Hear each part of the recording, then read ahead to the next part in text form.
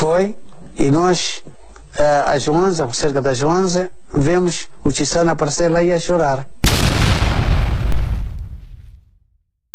Perguntamos o que se passava e ele disse que o Mandalane tinha falecido.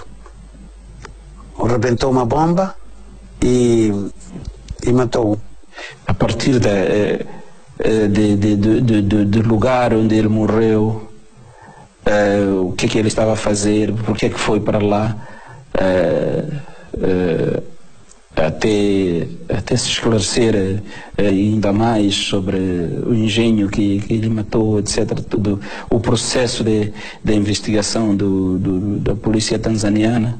Há uns que pensam que não houve investigação, há uns que pensam que a Frelimo não participou na investigação, etc. Há muita coisa para dizer. Quando a Frelimo participou na investigação, eu próprio participei, juntamente com a polícia tanzaniana.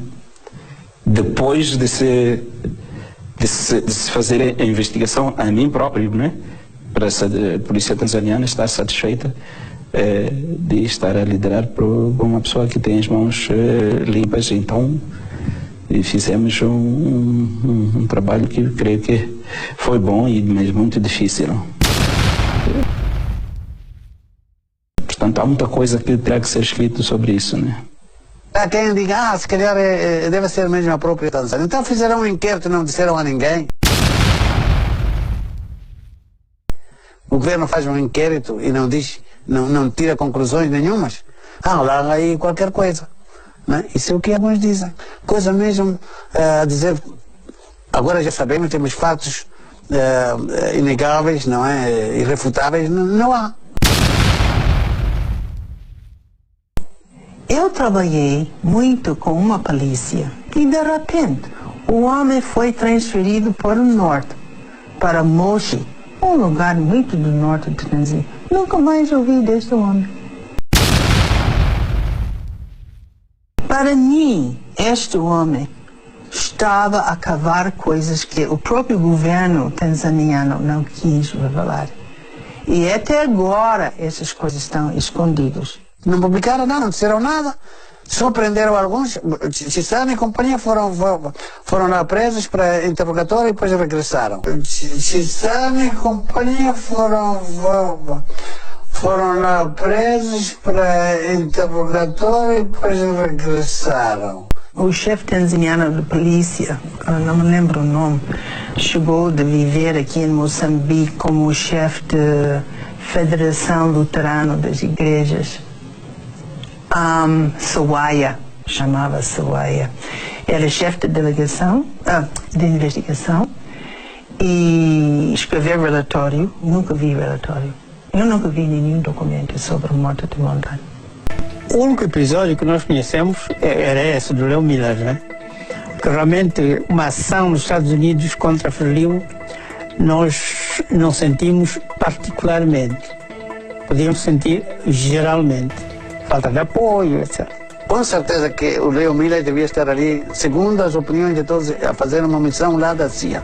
Para nós, ele representava a destruição da Frelimo. Destruição completa da Frelimo. E, embora não fosse uma tarefa fácil, mas é sempre possível. Imagino que a CIA estava interessada em saber os pontos fracos, os lugares que se podem aproveitar, os caminhos, etc, não é? Mas não é chegar no sentido de controle. Mas é assim como funcionava praticamente em toda a África. Ela procurava não controlar, entrar, ter informação e ver qual é a jogada que depois se pode fazer. Isso aqui, essa coisa de CIA, nós soubemos depois que havia uma CIA. Quem conhecia a CIA? Ninguém conhecia. Quando vinha um diplomata, coisa soviético, por exemplo, sabia que ele era da KGB. Um americano sabia que ele era da CIA. Um americano. Esse nome saiu depois. Ninguém sabia.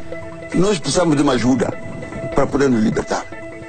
E qualquer pessoa que se apresentava, não é da CIA ou da KGB. Não, senhor. É um russo, um americano e mais nada.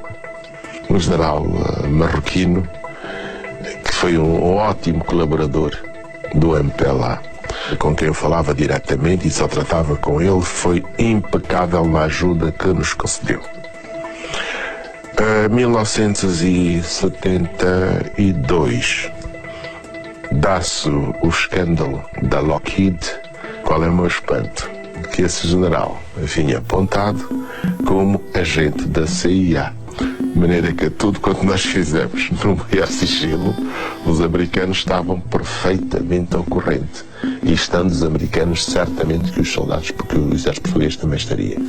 Ocorre a morte política de Salazar 7 anos depois do início da guerra em Angola. Estavam recompostas as relações luso-americanas. E apesar da permanente condenação de Portugal na ONU, a Alemanha e a França apoiavam. O último dissabor vem de Paulo VI, que vai à Índia e visita Fátima sem passar por Lisboa. Salazar morreu dizendo que iria a Angola depois de banido o último terrorista, mas ainda nomeou Spínola para a Guiné, sem saber que ele iria exigir do seu sucessor Marcelo Caetano uma nova política para a guerra. Uma primavera que muitos queriam e outros receavam. Spínola mudou a forma de combater a guerrilha e iniciou uma alteração das forças no terreno, numa operação marcada pela perda de 46 militares no Rio Corval. Pouco depois, em Moçambique, no maior acidente da guerra, morreriam mais de 100 homens no Rio Zambeze. Se o naufrágio afeta o moral da tropa, Frelimo sofria então o seu mais rude golpe. A morte de Eduardo Mondlane culminaria a maior crise vivida pelo movimento de que ele fora o primeiro presidente. A primeira reação foi um choque muito grande para todos nós. Um choque. Eu lembro que houve um companheiro até que retirou a pistola a Samora, que tinha medo que Samora se suicidasse. Pronto. Depois, e fundamentalmente, foram os militares. Dizemos, mas isto acontece porquê? Vamos lá cavar. Isto acontece porquê? Meses antes da morte, na mensagem de Ano Novo, Eduardo Mondlane falava da luta de Frelimo como uma guerra prolongada, a par do combate pela educação e contra o tribalismo. Afinal, a sua orientação de sempre. Mondlane dizia que a prioridade é a educação, é a formação, é o treino. E a segunda prioridade é a formação e o treino. E a terceira é o treino e a formação. Só depois é que vem o resto. Esta era uma decisão muito forte e de caráter estratégico que o próprio Mondlane difundia e era naturalmente assim seguido, porque era realmente a chave. A ideia de Eduardo é que ideologias não era de sustentar nenhuma população. É preciso, em primeiro lugar, educar a população. Esse é o número 1. Segundo, a partir da educação vai ter todos os outros benefícios da independência. Mas era muito pragmático. Talvez é uma das contradições com as pessoas mais ideólogos em Frelimo. Como Marcelino, por exemplo, falaram muito entre eles.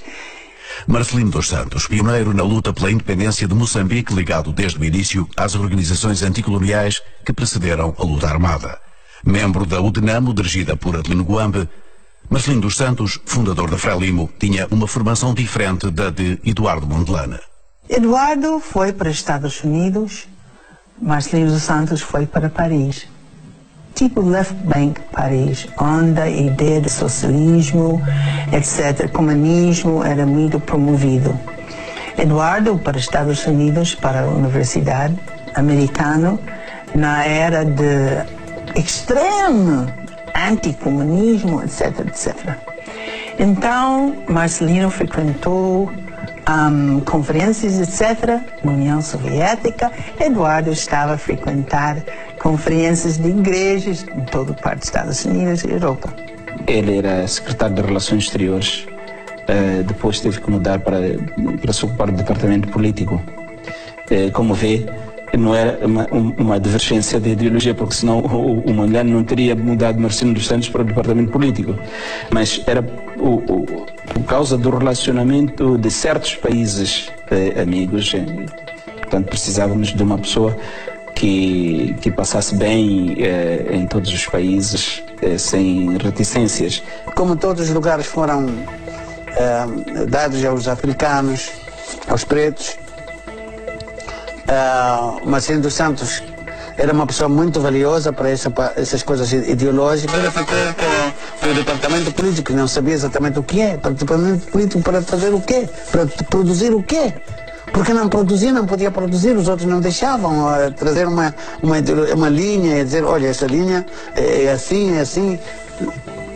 Alguns acusavam o Marcelino dos Santos de ser a favorecer uma determinada linha ou outra e começava a haver discussão em volta dele. Mas não era de divergência entre Mondlane e Marcelino dos Santos, tanto quanto eu saiba. Marcelino vem com bagagem dele e Eduardo chegou com bagagem dele. E nunca, de facto, concordaram sobre isso. Qual é a melhor maneira para um futuro Moçambique?